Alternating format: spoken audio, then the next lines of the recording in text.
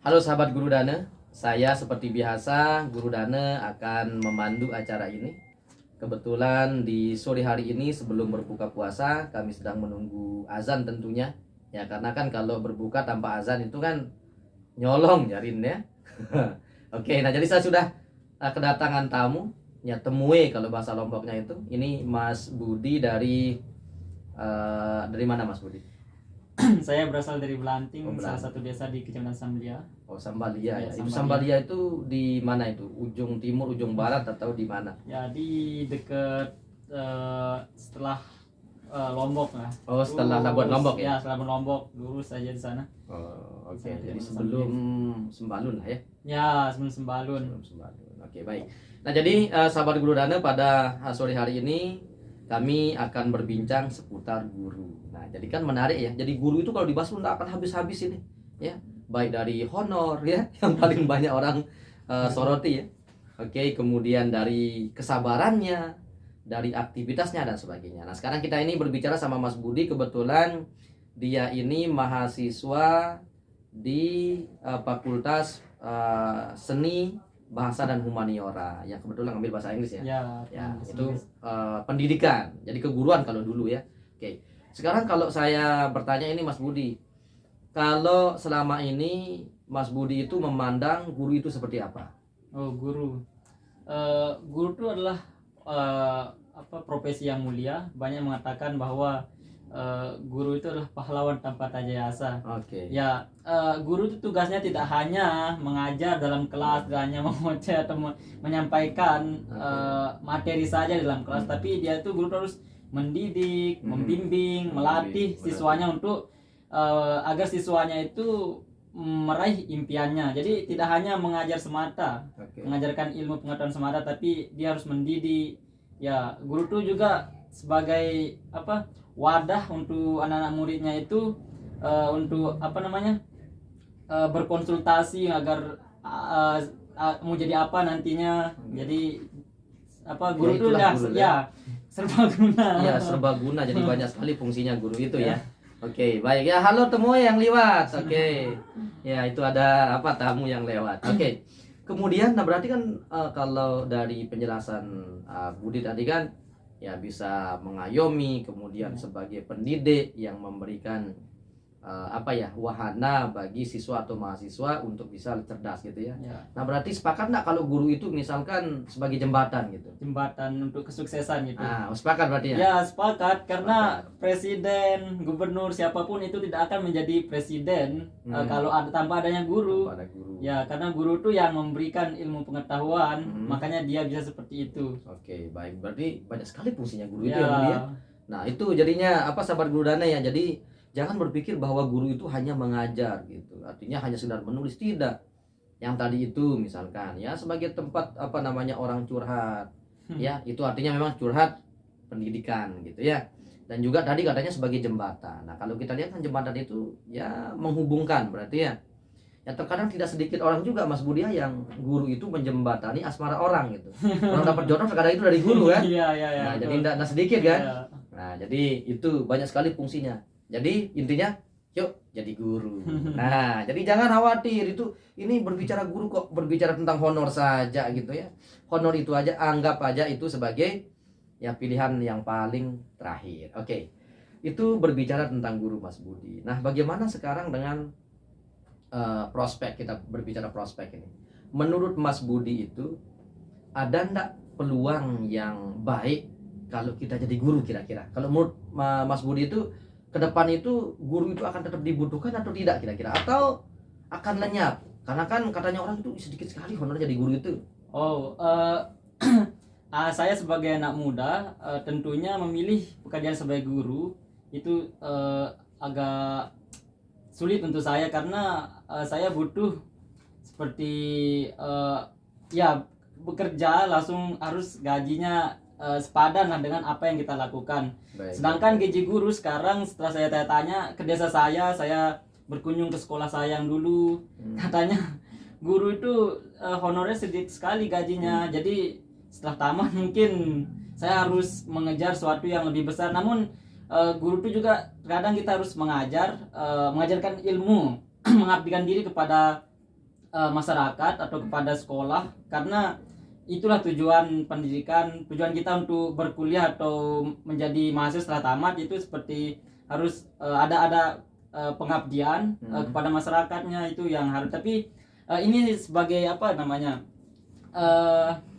saya juga ketika mendengar gaji seperti itu sedikit, hanya bisa gaji sebulan tuh bisa hanya membeli satu pizza di Gili Trawangan lah gitu. Jadi agak sedih nanti setelah tamat jadi apa. Tapi ada solusi yang diberikan sama pemerintah, yaitu kita bisa mengikuti PPG agar kita bersertifikasi menjadi seorang guru. Jadi kita ada peluang lah gitu menurut saya kalau kita ikut PPG atau sejenisnya lagi, pelatihan bersertifikasi menjadi guru. Oh, berarti itu menurut Mas Budi itu tetap ada peluang ya? Ya, tetap ada peluang. Tetap ada peluang. Oke, baik. Nah, sekarang kalau kita berbicara peluang ini kan ada gitu. Nah, sekarang saya mau nanya secara pribadi nih Mas Budi. Kira-kira apa yang Mas Budi sudah persiapkan ini kalau berbicara tentang keguruan? Karena yang saya tahu bahwa kan sekarang ini kan lagi ngambil jurusan pendidikan bahasa Inggris kan. Kalau yang dulunya kami itu jurusan keguruan namanya. Ya, jadi jurusan keguruan yang di dalamnya memang ada bahasa Inggris gitu. Ya gimana itu? Untuk menjadi guru saya sudah lumayan mempersiapkannya dari dulu, ketika bahkan sejak masuk SMK, ketika kelas 1 sudah mengajarkan bahasa Inggris ke teman-teman, karena dulu ketika SMK fokus belajar bahasa Inggris dan lumayan bahasa Inggrisnya, dan saya share karena ilmu pengetahuan ketika tidak di-share dia itu akan stuck dan kita tidak bisa mengembangkannya. Ketika ilmu pengetahuan itu di-share maka dia akan berkembang. Ya, makanya saya ketika memiliki ilmu pengetahuan, ada ilmu sedikit, saya langsung share ke teman-teman. Ya, dan ketika masuk kuliah saya sudah training ya, TOT lah, training on trainer. Jadi training untuk menjadi seorang trainer, yaitu mengajar. Saya sudah berlatih mengajar dan dilatih beberapa bulan di suatu lembaga di Bale-Bale lah gitu, lembaga kursus. Jadi di sana saya berlatih untuk mengajar bahasa Inggris, dan itu pun yang diajar orang-orang yang jauh lebih tua dari saya. Pertama, memiliki banyak tantangan sekali karena ketika mengajar orang yang jauh lebih tua saya merasa malu. Takut diremehkan lah gitu. Betul. Ya, itu. Tapi ternyata setelah melalui trial and error, ya, jadi setelah trial and error sudah terbiasa sekarang mengajar setelah beberapa tahun trial and error itu. Jadi sudah memiliki persiapan yang lumayan lah ketika nanti setelah tamat bisa langsung terjun mengajar gitu.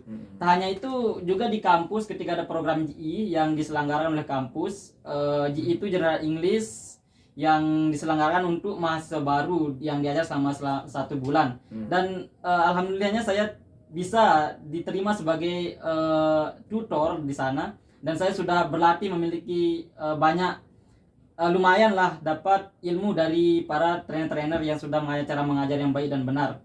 Nah, jadi ketika tamat saya bisa langsung terjun karena sudah memiliki lumayan sedikit pengalaman mengajar gitu. Oke, baik.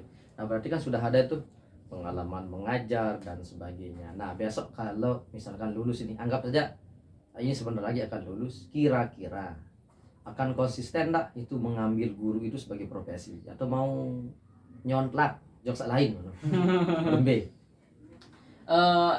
Sekarang pilihan banyak sekali di otak saya. Maksud saya entah jadi guru, entah melanjutkan untuk mencari beasiswa S2, atau entah bahkan bekerja di sektor pariwisata sesuai bidang saya ketika waktu SMK.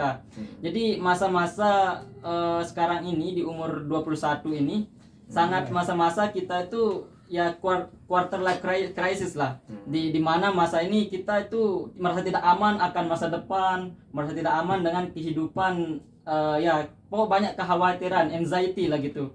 Banyak kecemasan dengan masa depan. Nah, saya dan sampai sekarang saya belum bisa memutuskan saya harusnya jadi apa nanti, apakah jadi guru, melanjutkan BSS 2 atau bekerja di sektor pariwisata. Namun saya akan mengikuti alur hidup saya di mana karena takdir kita itu takdir yang akan menemukan kita dengan diri kita. Jadi sebagaimanapun kita akan mengejar impian kita, kalau takdir kita bukan seperti itu maka tidak bisa, karena takdirlah akan yang menemukan kita dengan apa yang kita ingin. Oke, super sekali. Memang ya beda sekali kalau Pak Ustadz yang menyampaikan ya, jadi agak gimana ya. Oke, ya itu seputar guru ya. Oke, baik. Nah kemudian kira-kira nanti setelah lulus itu apa rencananya ini Mas Budi? Mau kembali ke kampung halaman, atau mungkin bahasa sekarangnya mau kembali ke kandang, atau mau berkembang dulu di tempat orang gitu, nanti setelah berhasil mungkin baru balik gitu, atau bagaimana? Saya tipikal orang yang dari sejak SMK itu sudah merantau berpergian untuk menuntut ilmu, karena Oke. ketika kita diam di desa kita tidak bisa berkembang. Akhirnya saya memutuskan saya nanti setelah lulus saya akan mungkin nggak kembali dulu, saya akan pergi dulu, karena gini, ketika kita pergi maka kita tuh akan berkembang, kita merantau. Contohnya ketika di zaman Nabi Muhammad tuh ketika di Mekah dia tuh sulit sekali untuk membangun Islam, jadi dihina di semua, pokoknya banyak konflik, banyak masalah. Namun ketika Nabi Muhammad pergi ke Madinah dan di sana dia menyebarkan agama Islam dan kembali lagi ke Mekah, Islam itu bertumbuh dengan bagus ketika berpergi dulu ke Madinah. Makanya kita harus pergi dulu. Banyak juga ulama yang menyarankan kita harus merantau dulu untuk mencari ilmu. Salah satu ulama kita, masyayikh kita juga di sini, TGB itu menyarankan pergilah untuk menuntut ilmu dan kembali nanti agar bisa berkembang gitu. Oke, nah berarti kan ini konsepnya pergi untuk kembali. Ya, pergi untuk kembali jadi ya. Pergi untuk kembali. Nah, jadi kalau kalau selama ini yang Mas Budi rasakan itu kira-kira skill apa sih yang paling menonjol kalau misalkan dibandingkan dengan 2 tahun atau 3 tahun yang lalu? Sekarang Setelah kuliah di jurusan keguruan khususnya. Oh, jurusan keguruan. Ya, dulu saya tuh tidak tahu tentang metode atau media-media untuk mengajar. Metode apa yang cocok ketika mengajar anak, ketika mengajar orang dewasa, dan metode media-media apa yang harus kita gunakan. Namun setelah bergabung sama salah satu kursusan itu Balai Belik, saya tuh lumayan lah mengetahui, karena ya seperti yang saya bilang tadi, trial and error. Saya berlatih menggunakan mengajar dengan menggunakan media dan metode yang sudah diajarkan cara mengajarnya. Ya seperti ya saya lebih cara mengajarnya sekarang lumayan lah lebih dari yang terjauh dulunya. Dulu saya cuma ngajarnya hanya ngajar gitu, nggak tahu metode apa yang saya gunakan. Tapi sekarang karena ada trainer yang mengajarkan ya, jadi kayak kita bisa menggunakan media ya, banyak media yang bisa kita gunakan untuk mengajar sekarang. Mengajar, oke. Baik. Nah, selama mengajar ada dapat sesuatu yang baru enggak? Misalkan pacar baru gitu, enggak ada. Selama mengajar itu nggak ada kalau itu. Kalau yang nyerepet SMS secara pribadi itu ada enggak setelah ngajar? Ternyata keren juga orang itu ya. Nah, gitu, jadi enggak ada yang terima SMS gelap gitu. Kalau SMS tetap ada, karena siswa itu nanti bertanya kepada kita, kita layani lah, tapi dengan batasan yang sesuai lah gitu. Yang sesuai. Ada yang pernah ketika ngajar terus ada siswanya, saya palengin lep ini. Enggak ada yang bilang begitu? Enggak ada sih yang terang-terangan yang seperti itu, mengungkapkan, mengekspresikan rasa feelingnya. Masa yang malu sih dia. Sejauh ini belum ada ya. Oke. Jadi itu kira-kira ya, jadi sahabat Guru Dana yang berbahagia selalu. Jadi itu hanya beberapa dialog saya dengan Mas Budi. Nanti kita akan lanjutkan di part 2 ya. Oke, nanti di part 2 itu kita akan berbicara tentang bagaimana sih susah senangnya itu menjadi guru. Kemudian apa sih yang menjadi tantangan terberat itu ketika menjadi guru, kita memilih jadi guru. Dan terakhir adalah bagaimana pertimbangan kita ketika pesaing yang saat ini begitu kompetitif ya di dunia pendidikan ini, khususnya di keguruan, dan apa yang harus dilakukan sebagai solusi alternatif. Jadi jangan kemana-mana ya sahabat Guru Dana ya, tetap pantangin terus channel kami karena kami selalu memberikan manfaat untuk dikonsumsi gitu ya. Saya Guru Dana dan Budi. Mas Budi, kita pamit undur dulu, kita akan ketemu di lain sisi. Salam.